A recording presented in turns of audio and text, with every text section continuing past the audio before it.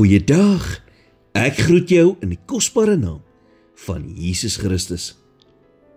Kan jy nog die gedeelte onthou waar Jesus sy disippels aan die slaap gevind het in die tuin van Getsemane in Matteus 26?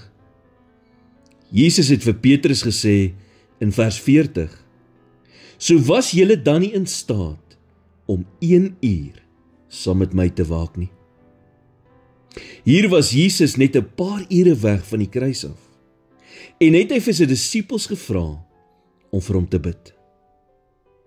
Kan jy jou indink hoe teleurgestel hy moes gewees het toe hy hulle in die slaap gevind het? Dalk het hulle die vorige nag nie genoeg rus ingekry nie. Of miskien was hulle uitgeput van 'n harde dag se werk.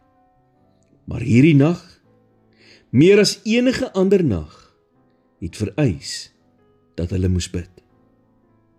Maar die disippels het 'n groot geleentheid gemis om Jesus te bemoedig en te versterk in sy uur van nood.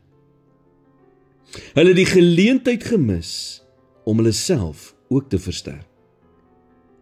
Jy sien, die vyand weet dat as hy dit kan regkry om jou van gebed te weerhou, maak hy jou eintlik magteloos.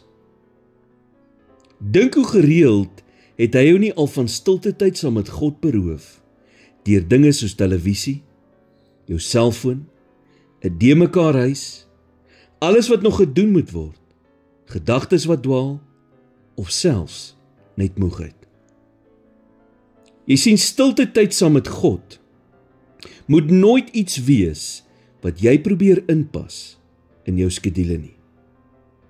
Dit moet eintlik iets wees waarom jy jou skedule beplan.